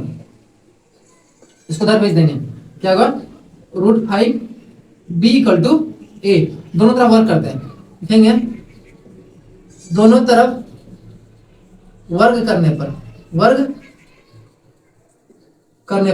दोनों तरफ वर्क करेंगे तो क्या हो जाएगा, √5 का वर्क करेंगे कितना होगा 5, B का वर्क करेंगे क्या होगा B² इक्वल टू A²। अब जो है 5 को उधर भेज देंगे, उसको मतलब ये हो जाएगा B² इक्वल टू A² बटे 5। अब यहाँ हम लोग क्या देख रहे हैं, 5 A² को विभाजित कर रहे हैं, लिखेंगे चूंकि 5 A² को विभाजित कर रहा है, चूंकि 5 A² विभाजित कर रहा है, इसीलिए 5 A को भी विभाजित करेगा। इसका मतलब क्या हुआ, यदि 5 किसी संख्या के स्क्वायर को भाग लगा रहा है, 5 किसका स्क्वायर भाग लगाता है, 5 10 के स्क्वायर को भाग लगाता है। यदि 5 10 के स्क्वायर भाग लगा रहा है, 5 जो है 10 को ही भाग लगा। 5 15 के स्क्वायर को भाग लगाता है, तो यदि 5 15 के स्क्वायर को भाग लगाता है तो 5 15 को ही भाग लगा। 5 5 के स्क्वायर को भाग लगा रहा है तो 5 जो है 5 को ही भाग लगा। 5 यदि किसी संख्या के स्क्वायर को भाग लगाता है तो 5 उस संख्या को ही भाग लगा। तो अब देखते हैं, अब a बराबर ऐसा कौन सा नंबर, अब a बराबर कौन सा नंबर होगा 5 इंटू एनी कॉन्स्टेंट। a बराबर क्या होगा 5 गुना कोई संख्या। a बराबर ऐसा कौन सा नंबर होगा जो 5 भाग लगा रहा हो। a बराबर हो सकता है 5 होगा, 5 को 5 भाग लगाएगा, 10 को लगाएगा, 15 को लगाएगा, 20 को लगाएगा, 25 को लगाएगा, 30 को लगाएगा। 5 को क्या लिख सकते हैं हम लोग, 5 गुना 1, 10 को लिखेंगे 5 गुना 2, 15 को लिखेंगे 5 गुना 3, 20 को लिखेंगे 5 गुना 4, 25 को लिखेंगे 5 गुना 5, 30 को लिखेंगे 5 गुना 6। अब जो है हर एक संख्या में 5 का तो मल्टीपल 1 आ ही रहा है, मतलब a के बदले ऐसा कोई भी नंबर होगा 5 इंटू एनी कॉन्स्टेंट, मतलब 5 का मल्टीपल होगा। a बराबर 5c, दोनों तरफ वर्ग करने पर, दोनों तरफ वर्ग करने पर, दोनों तरफ वर्ग करेंगे क्या आ जाएगा, a² equal to 25c²।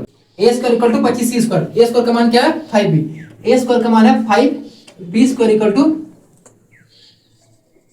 25c²। 5 से कट जाएगा 5 भाग में, तो b² बाय 5 इक्वल टू क्या आ गया c²। लिखेंगे चूंकि 5 इस बार b² को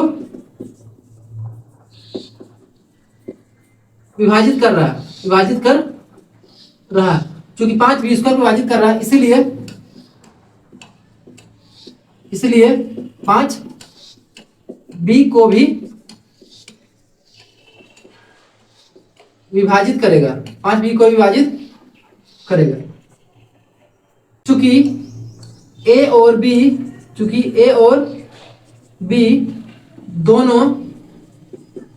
दोनों 5 से विभाजित है, चूंकि a और b दोनों 5 से विभाजित है, अतः a और b का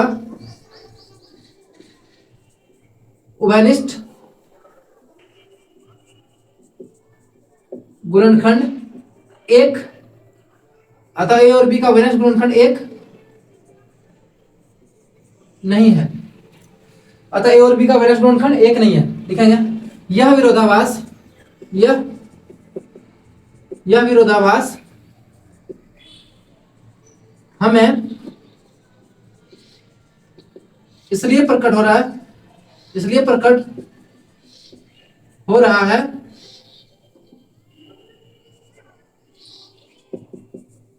क्योंकि हमने गलत माना है। यह विरोधाभास हमें इसलिए प्रकट हो रहा है क्योंकि हमने गलत माना है, अर्थात √5 एक अपरिमेय संख्या है। क्वेश्चन नंबर 1 में सिद्ध करना है कि √5 एक अपरिमेय संख्या है। यदि हम लोग √5 को एक अपरिमेय संख्या सिद्ध करना है तो √5 को हम लोग क्या मान लेंगे, एक परिमेय संख्या। तो माना रूट 5 एक परिमेय संख्या। यदि कोई संख्या परिमेय संख्या उसको हम लोग a बटे b के फॉर्म में लिख सकते हैं, b नॉट इक्वल टू 0 और HCF of ab equal to कितना होगा 1। अब इसको जो इधर भेज दिए रूट 5 b इक्वल टू क्या हो जाएगा a। अब दोनों तरफ वर्क करने पर 5b square equal to a square. अब यहाँ से क्या देख रहे हैं कि 5 जो है a स्क्वायर को भाग लगा रहा है, तो वही लिखे भाषा में क्योंकि 5 a स्क्वायर विभाजित कर रहा है इसलिए 5 a को विभाजित करेगा। अब a के बदले ऐसा कौन सा नंबर होगा a equal to 5c, 5 into any constant होगा। अब फिर से दोनों तरफ वर्क कर दिए, अब दोनों तरफ वर्क कर दिए। अब ये आ गया a square equal to 25c square. अब a स्क्वायर का मान a स्क्वायर का मान क्या है 5b स्क्वायर। a स्क्वायर का मान 5b स्क्वायर हम लोग इक्वेशन 1 से उठा कर रख दिए। अब ऐसे कटा दिए तो b स्क्वायर बाय 5 आया। अब यहाँ क्या देख रहे हैं हम लोग, इस बार जो है 5b स्क्वायर को भाग लगा लिखेंगे क्योंकि 5b स्क्वायर विभाजित कर रहा है इसलिए 5b को भी विभाजित करेगा। चूंकि a और b दोनों पास से विभाजित है, चूंकि a और b दोनों पास से विभाजित है अतः a और b का अवैनिष्ट गुणनखंड एक नहीं है। यदि a और b दोनों पास से विभाजित है, a और b का अवैनिष्ट गुणनखंड एक नहीं है। अवैनिष्ट गुणनखंड कितना होगा 5, क्योंकि 5 से दोनों भाग लग रहा है। यह विरोधाभास ऐसे आना कितना चाहिए था 1, आ कितना गया 5 आ गया। तो यह विरोधाभास हमें इसलिए प्रकट हो रहा है क्योंकि हमने गलत माना, अर्थात रूट 5 एक अपरिमेय संख्या है। क्वेश्चन नंबर 2, सिद्ध कीजिए कि 3 प्लस 2 रूट 5 एक अपरिमेय संख्या है। क्वेश्चन नंबर 3, सिद्ध कीजिए कि 1 बाय रूट 2 अपरिमेय संख्या है, 7 रूट 5 एक अपरिमेय संख्या है, 6 रूट 2 एक अपरिमेय संख्या है। इस क्वेश्चन में 2 और 3 नंबर में चाहे जितना भी क्वेश्चन दिया ये सारा क्वेश्चन एक जैसा बनेगा। और हम लोग क्वेश्चन नंबर 1 में जो सॉल्व किए हैं उसमें रूट 2, रूट 3, रूट 5, रूट 7 सारा एक जैसा बनेगा और ये बाकी जो क्वेश्चन एक जैसा बनेगा। आइए सॉल्व करते हैं। माना 3 प्लस 2 रूट 5 एक परिमेय संख्या है, परिमेय संख्या। यदि 3 प्लस 2 रूट 5 एक परिमेय संख्या है, इसको हम लोग a बटे b के रूप में लिख सकते हैं, b नॉट इक्वल टू 0 और a और b पूर्णांक हो, a और b कैसा हो पूर्णांक हो। अब हम लोग का टारगेट क्या होगा, रूट वाला एक तरफ रखेंगे, बाकी सब वैल्यू को बारी बारी से भेजते चले जाएंगे। ये हो जाएगा 2 रूट 5 इक्वल टू a बटे b, 3 इधर प्लस में हो जाएगा तो माइनस में 2 रूट 5 इक्वल टू सब इनका जोड़ निकाल लेते हैं। ऐसे निकालेंगे कितना आएगा b से एक बार में a माइनस 3b।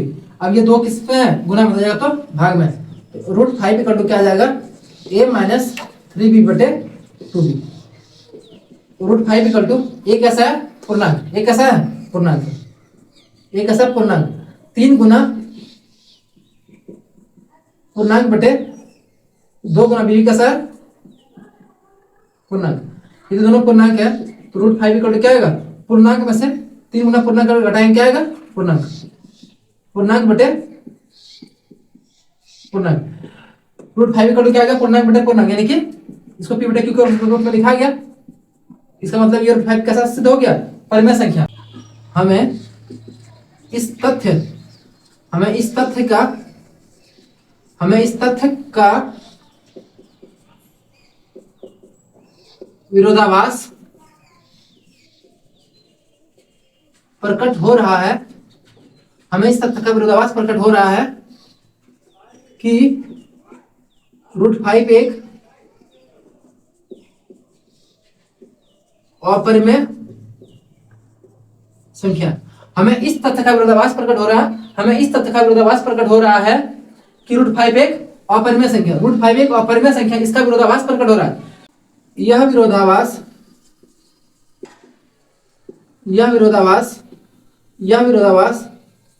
हमें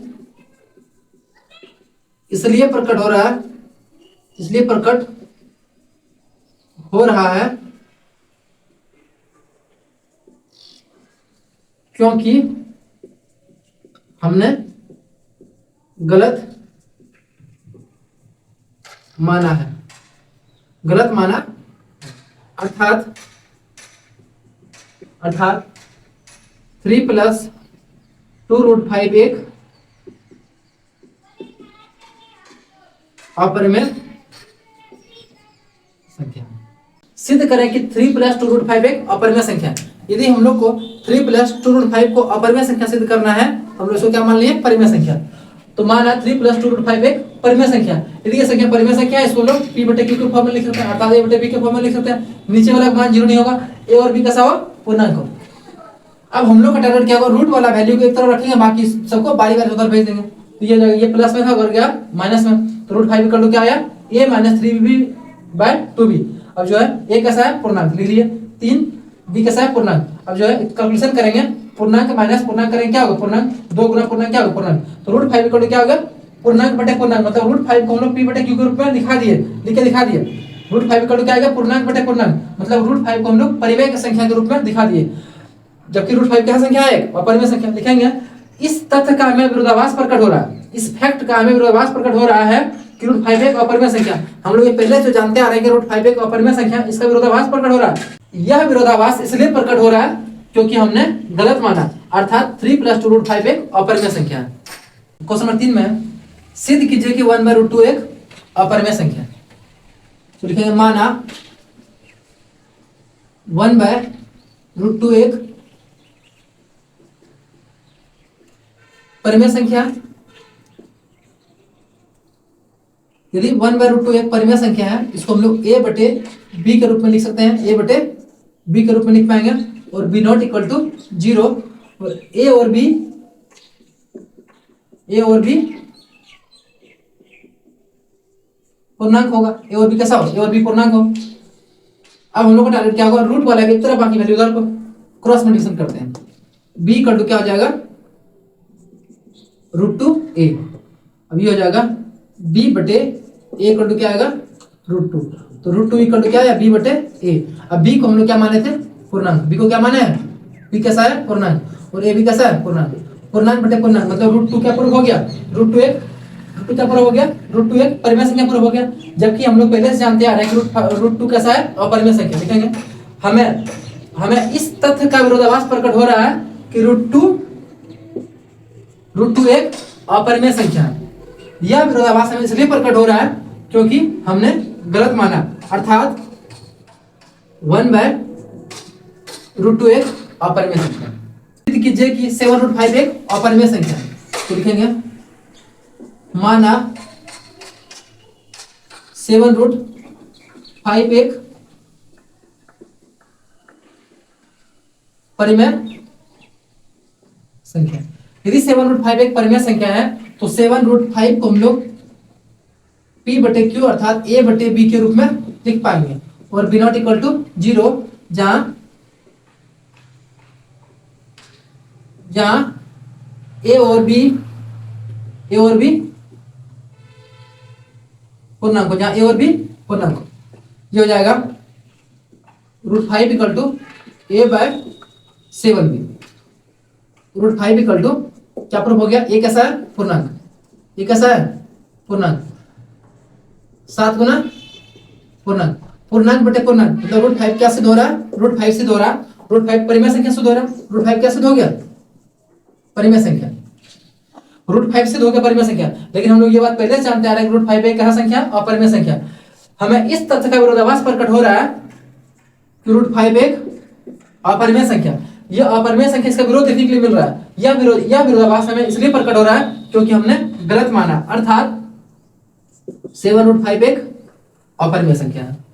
सिद्ध कीजिए कि 6 + √2 एक अपरिमेय संख्या है। तो लिखेंगे माना 6 + √2 एक परिमेय संख्या। यदि संख्या परिमेय संख्या है, तो 6 + √2 को a/b के रूप में लिख सकेंगे, b0 इक्वल टू 0, जहां a और b पूर्णांक हो, जहां a और b कैसा है, पूर्णांक है। तो हम लोग का टारगेट क्या होगा, रूट वाला एक तरफ रखेंगे, बाकी सब उधर भेज देते हैं। √2 इक्वल टू क्या होगा, a/b - 6, a/b - 6। √2 इक्वल टू क्या होगा, a - 6b/b। √2 इक्वल टू क्या आया, इंटीजर माइनस इंटीजर बटे इंटीजर, मतलब पूर्णांक बटे पूर्णांक। तो √2 क्या प्रूफ हो गया, √2 सिद्ध हो गया परिमेय संख्या। √2 परिमेय संख्या प्रूफ हो गया। √2 क्या सिद्ध हो गया, परिमेय संख्या। √2 क्या सिद्ध हो गया? परिमेय संख्या। लेकिन हम लोग पहले जानते आ रहे √2 कैसा संख्या? एक अपरिमेय संख्या। इस तथ्य का, हमें इस फैक्ट का विरोधाभास प्रकट हो रहा है कि √2 एक अपरिमेय संख्या, √2 एक अपरिमेय संख्या, इसका विरोधाभास प्रकट हो रहा है। यह विरोधाभास हमें इसलिए प्रकट हो रहा है क्योंकि हमने गलत माना, अर्थात 6 प्लस √2 एक अपरिमेय संख्या है। प्रश्नावली 1.3 तक सॉल्यूशन हो चुका है। आइए प्रश्नावली 1.4 का सॉल्यूशन देखते हैं। 1.4 का पहला क्वेश्चन है, बिना लंबी विभाजन प्रक्रिया किए बताएं कि निम्नलिखित परिमेय संख्या का दशमलव प्रसार शांत होगा अशांत। नीचे लिखेगा परिमेय संख्या का दशमलव प्रसार शांत है अशांत। तो परिमेय संख्या यानी कि P बटे Q, Q का अभाज्य गुणनखंड, Q का अभाज्य गुणनखंड 2 पे पावर m इंटू 5 पे पावर n के रूप में आता है तो शांत होता है। इसके अलावा कुछ और आता है, क्या होता है? अशांत। यदि Q का यानी कि नीचे वाला का गुणनखंड करेंगे, 2 चाहे जितनी बार आए, 5 चाहे जितने बार आए, शांत होगा। इसके अलावा कुछ और आएगा, क्या होगा? अशांत। क्वेश्चन नंबर 1 है 13 बटे 3125, ये जगह 13 बटे 3125 का गुणनखंड निकालते हैं। 5 से लगाएंगे, 6 पंजे 30, 31 में से 30 लगा कितना बचा? 1, 1 पर 2 12, 5 दूनी 10, बचा 2, 2 पर 5 25। किस लगाएंगे?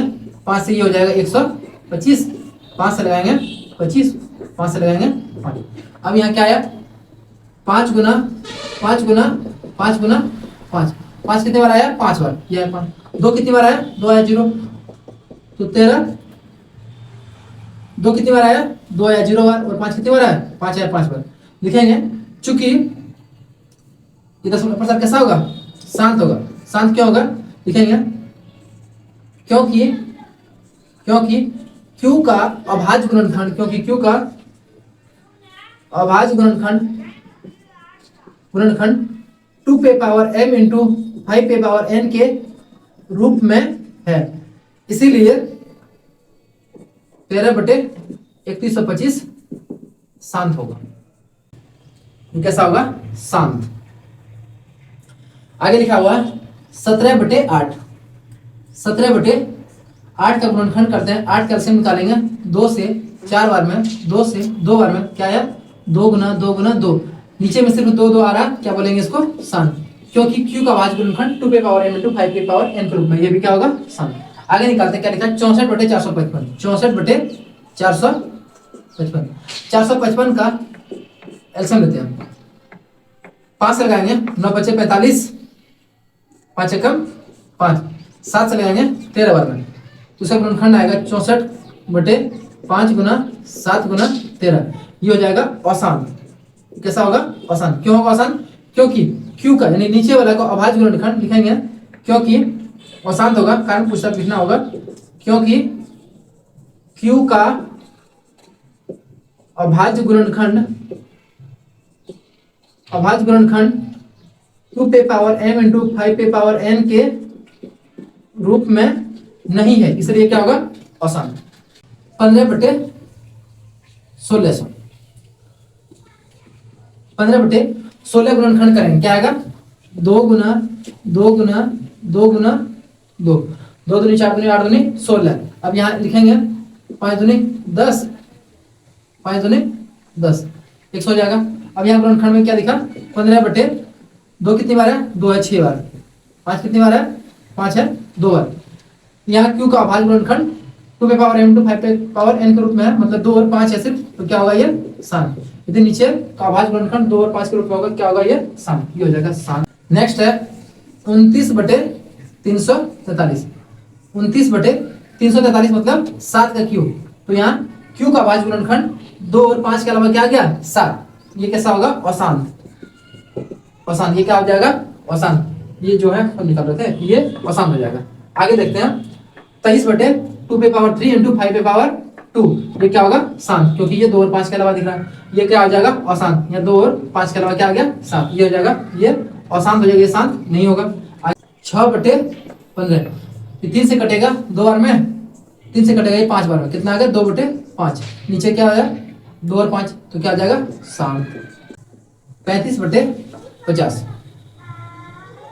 50 का गुणनखंड निकालेंगे, 2 से लगाएंगे 25 बार में, 5 से लगाएंगे 5 बार में, ये हो जाएगा 35 बटे 2 गुना 5 गुना 5। नीचे से 2 और 5 इसलिए क्या हो जाएगा 7, ये हो जाएगा 7, तो ये भी क्या होगा 7। आगे लिख रहा है 77 बटे 210, 77 बटे 3 गुना 7 21, 2 गुना 5, 7 तो कट के 11 बार में, लेकिन 11 बटे 3 गुना 2 गुना 5, 3 फ्री बचा और आगे, इसलिए क्या होगा ये आसान, ये क्या होगा आसान, ये हो जाएगा आसान। क्वेश्चन नंबर 2, ऊपर दिए गए उन परिमेय संख्या के दशमलव प्रसार को लिखिए जो शांत है।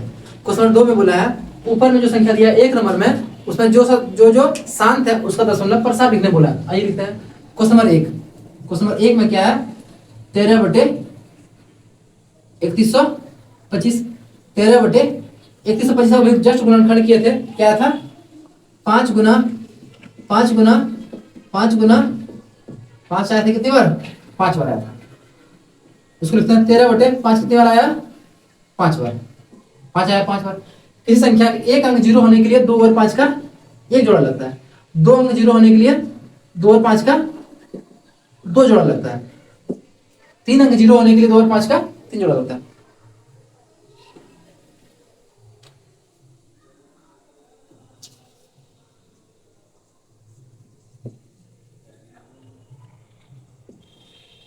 हम जानते हैं किसी संख्या का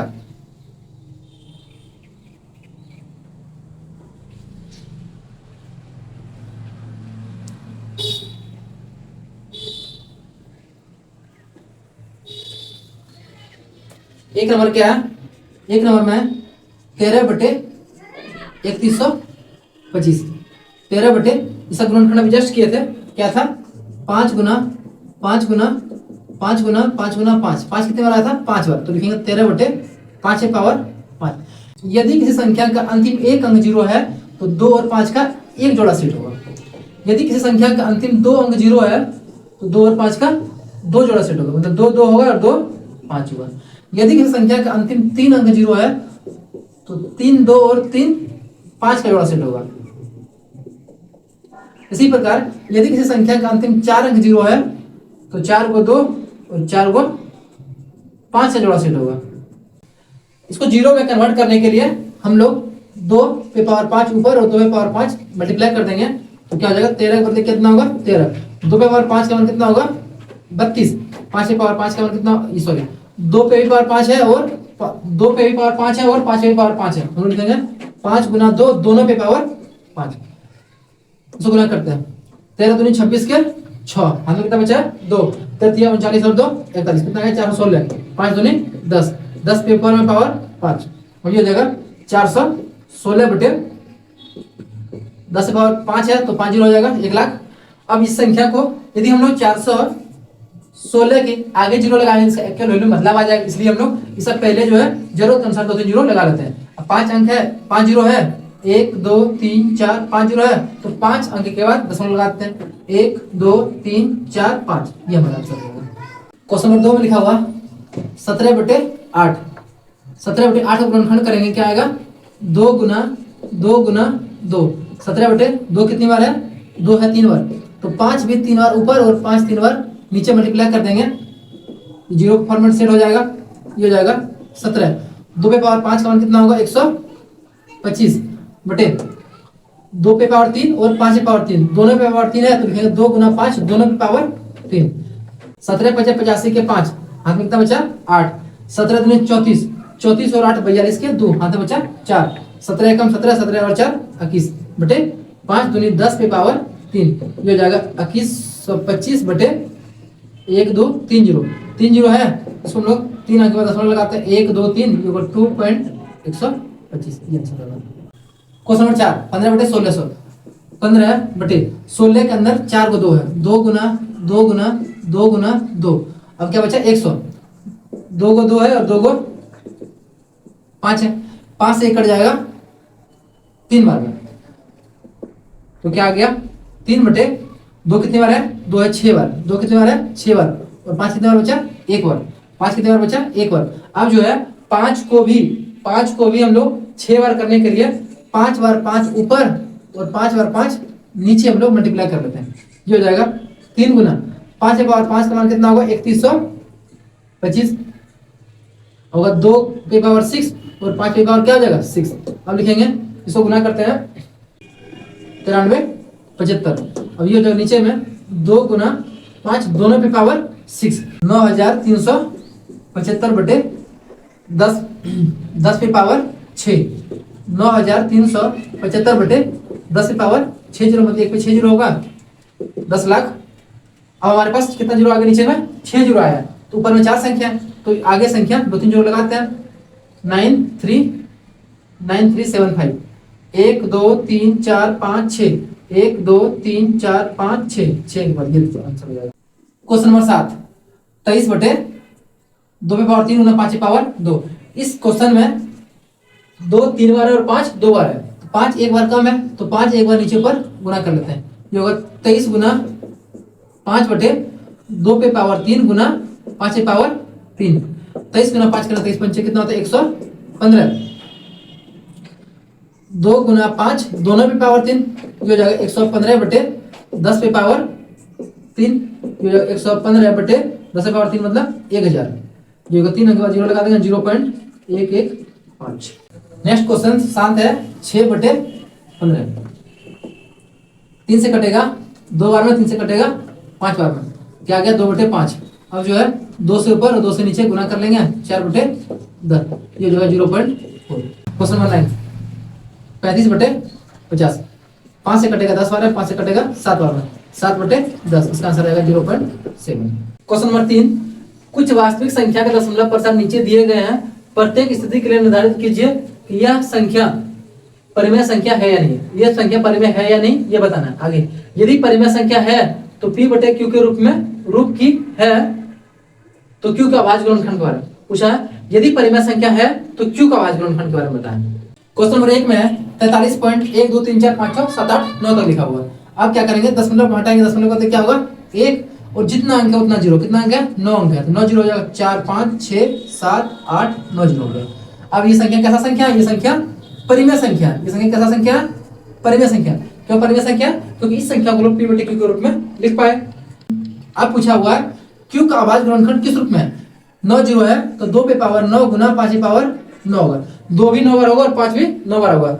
ये जो है Q का अभाज्य गुणनखंड 2 पे पावर 9 × 5 पे पावर 9 के रूप में है। Question number 2 0.12 012 0012 0012 4012। ये दशमलव का प्रकार अशांत अनावर्ती दशमलव है। कैसा है, अशांत अनावर्ती दशमलव। अशांत अनावर्ती दशमलव अपरिमेय संख्या होता है। ये क्या संख्या है, अपरिमेय संख्या। क्या संख्या है ये, अपरिमेय संख्या। क्वेश्चन नंबर 3 43.123456789 पे रेटिंग है या बार है। तो जब भी इस टाइप का क्वेश्चन सॉल्व करते हैं हम लोग, क्वेश्चन सॉल्व करते टाइम दशमलव और रेटिंग को ध्यान से हटा देते हैं। क्या लिखा हो 43 1 2 3 4 5 6 7 8 9। जितने पे रेटिंग है उतना 9 देते हैं, जितना पे रेटिंग उतना 9 देते हैं। कितना रेटिंग है 9 संख्या पे तो 9 को 9 दे देंगे।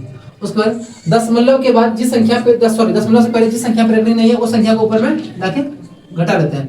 ये जो घटाएंगे 9 में से 3 जाएगा 6, 8 में से 4 जाएगा 4, 7 6 5 4 3 2 1, ये आ जाएगा बटे 9 9 जाएगा 3 4 5 6 7 9, ये 9 हो जाएगा। ये संख्या को हम लोग P बटे Q के रूप में लिख पाए, इसलिए यह संख्या कैसा होगा, परिमेय संख्या। ये संख्या कैसा होगा, परिमेय संख्या।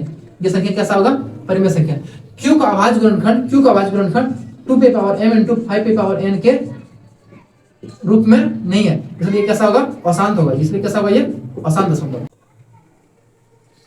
क्लास 10th एनसीईआरटी मैथ का चैप्टर फर्स्ट का एक्सरसाइज 1.1 1.2 1.3 और 1.4 के एक एक क्वेश्चन का सॉल्यूशन इसी वीडियो में है। यदि वीडियो अच्छा लगे तो लाइक करें, चैनल को सब्सक्राइब करें और वीडियो को शेयर करें।